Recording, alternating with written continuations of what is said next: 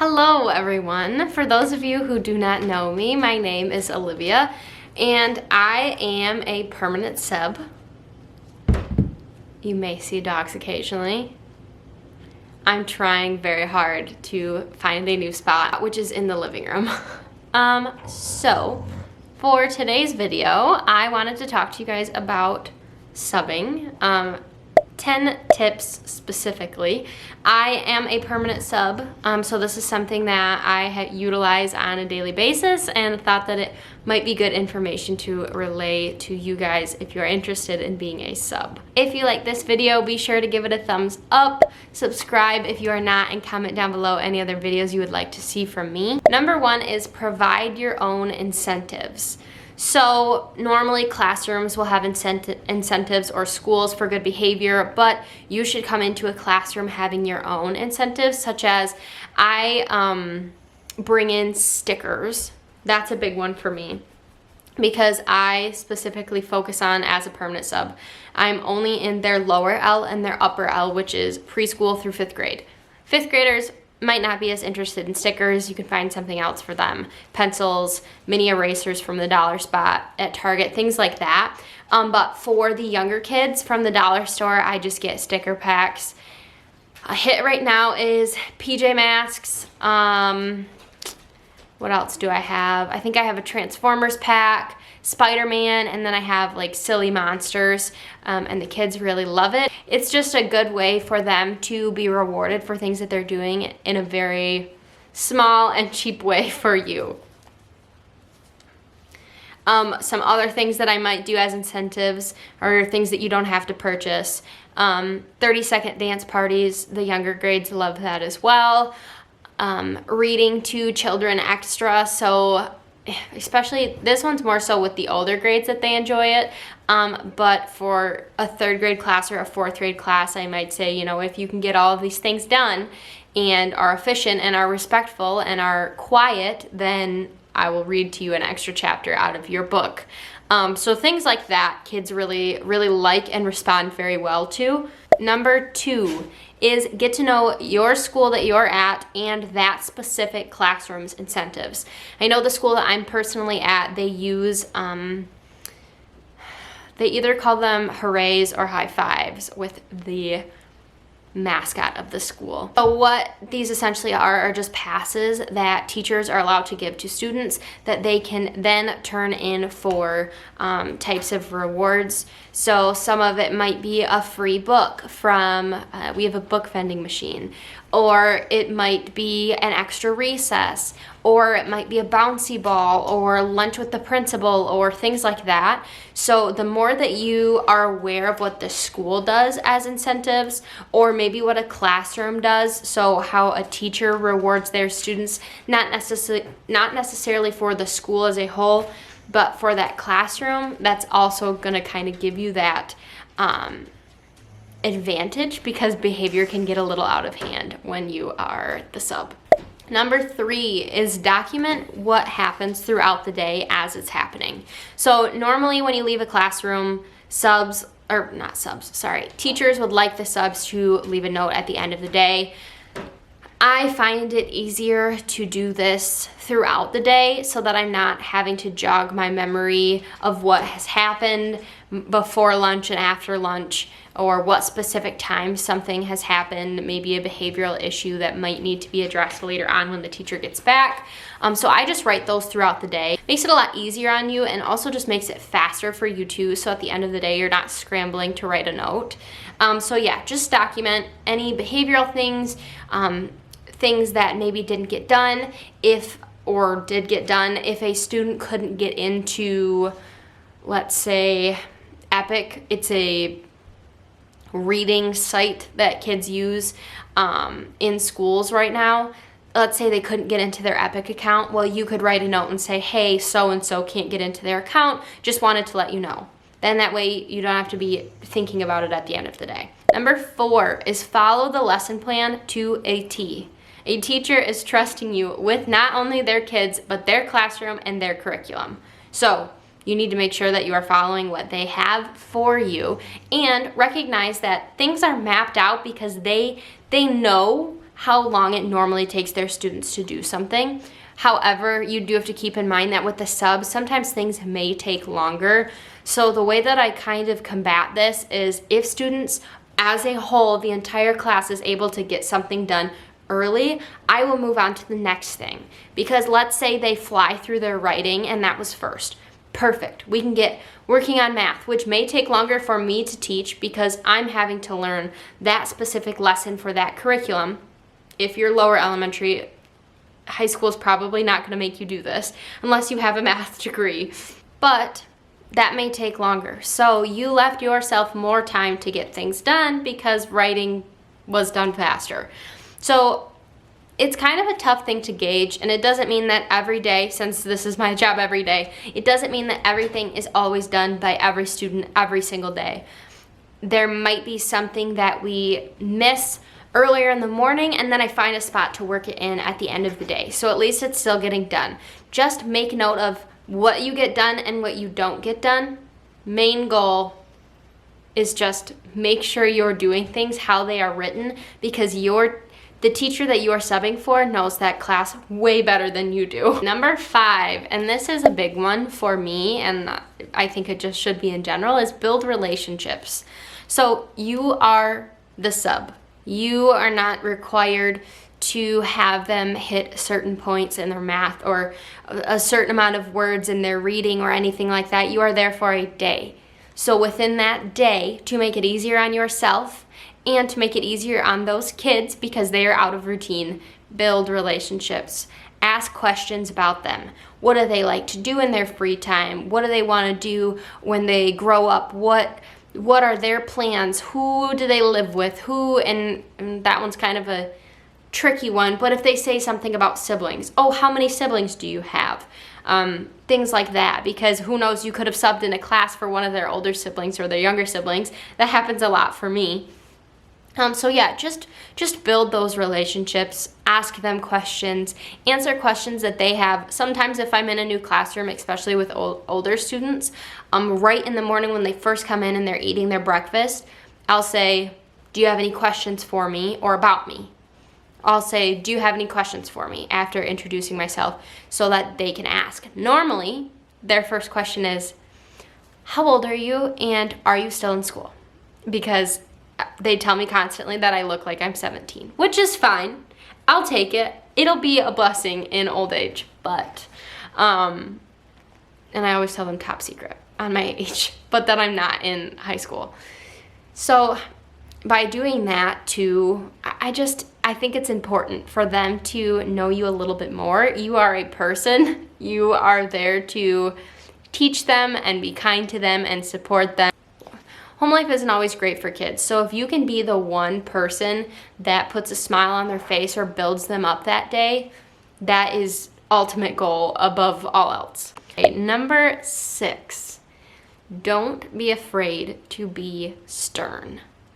This one is tricky because you don't want to be this terrible, mean teacher, but you also don't want to be a pushover because kids will take advantage of you.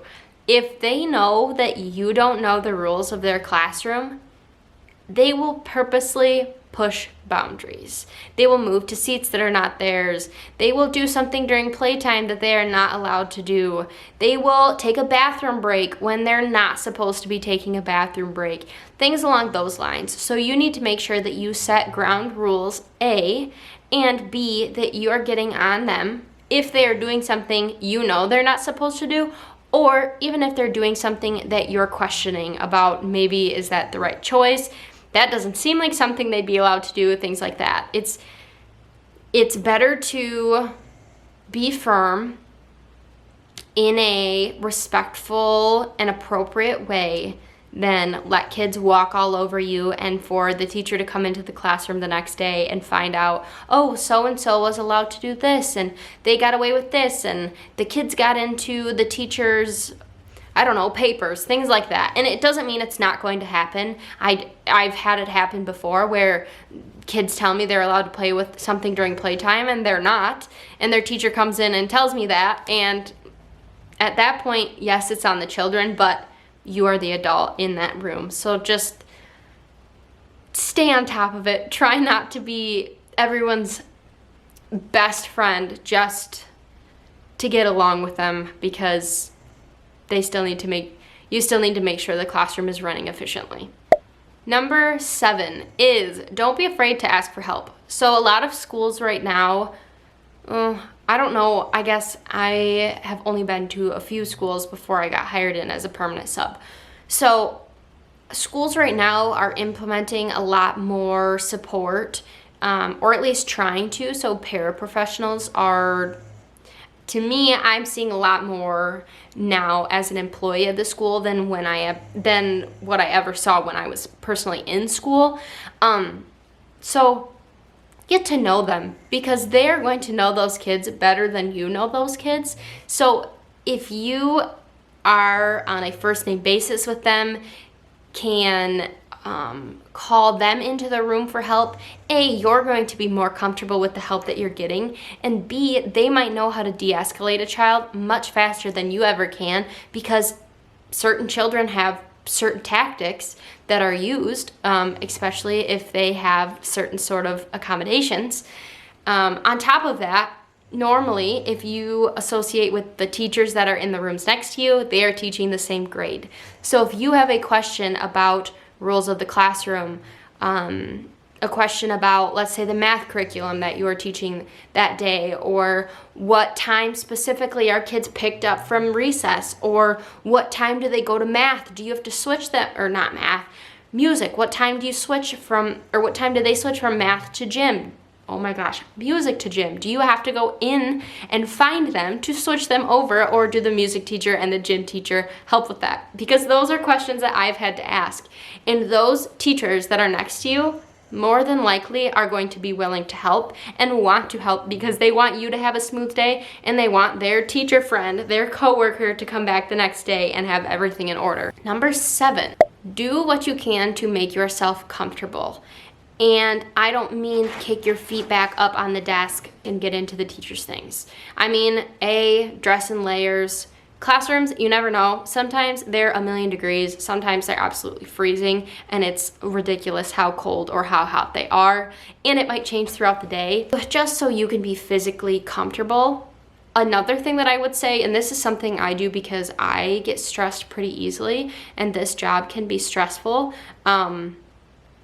I have roll-ons that I use, like essential oil roll-ons. So I find that they help me because I'm more focused on what the smell is, and that it doesn't smell like the classroom to me. But I'm more focused on that smell than kind of letting my mind run wild. I think that's only gonna make sense to people that are like high stress or high anxiety type of people, but just little things, little coping mechanisms that help you get through the day. Another thing that might help you to be more comfortable is to bring your favorite book or something, or bring a snack that you like, because you are given that teacher's planning time and you're not planning for that class. So that gives you time to read your book, get comfortable, eat the snack that you wanted, enjoy your peace and quiet for the small amount of time that you get it. All right, and number 8 kind of has to go with the being stern, some of the tips that I gave there, but it is find out and follow the normal classroom rules. Make sure you know if students have assigned seating and where they sit. Make sure you know, again, what students can play with while they're in the classroom. This one I have to look down on because I made a couple points, sorry. Make sure that you know when the bathroom breaks happen. Some teachers say, okay, well, during the instruction, unless it's an emergency, you can't go, but they give an open amount of time, ample time for students to go in between, let's say, science and math or things like that. The other thing that is so helpful is attention getters. When you are with younger children, they might not know as many attention getters, like the clapping, which I'm not going to do because my dog's, the 1, 2, 3 eyes on me. So just make sure you know kind of the law of the land, the layout of the land, so that it doesn't come back on you, and again, so the classroom just functions more effectively. Number 10 is leave the classroom cleaner than you found it, or at least as clean as you found it. Don't get into the teacher's things to organize them. But if you came in and there were things on the floor, make sure that those things are picked up. I know some classrooms will do mystery items. I've tried that with kids where I'll have them clean, I pick a mystery item, and whatever child picks up that item gets a prize. The one that I do most often and still motivates kids, surprisingly, is pick up 20 pieces of what you can find on the floor and show me. And they will. They'll pick up 20 pieces. They'll pick up 10 pieces. However many I say. 20 normally throws them for a loop because I know it's a bigger amount. But I will ask them to do those things and bring it up to me. Okay, well, I see paper in there, but I also see an eraser. Can you put the eraser where it goes and then throw away the little pieces of paper for me? Or the crumbs or things along those lines. I think it is just so much less stressful for a teacher to come back in their classroom and see that the floor is clean and the chairs are up and tables are wiped down and that everything that those students turned in that day is nicely laid out, organized, separated by what the assignment was, that their list is made so they know what kids were gone that day or were there but then left or came in late so they might have missed something. Like, just make sure that all of your ducks are in a row before you walk out of that classroom so that then the teacher can come in the next morning and feel like all of their ducks are more in a row. So yeah, those are my 10 major tips. If there is anything else that you guys want to know or want specifications on, maybe a couple more examples of things that I do, I would love to do that. This is, like I said, my full-time job. I love what I'm doing. It definitely can be very stressful and overwhelming, but it makes me excited for being in a classroom as a teacher one day. So yeah, I hope you guys found this super helpful. If you did and you liked this video, be sure to give it a thumbs up. Subscribe to my channel if you are not, and comment down below any other videos you would like to see from me. All right, I will see you in the next one. Bye, everybody. Oh, and I wish you subs the best of luck, because you are a special human for being able to do what you do. All right, now I will see you next video. Bye, everyone. Oh, here you are, face to face in this trashy bar.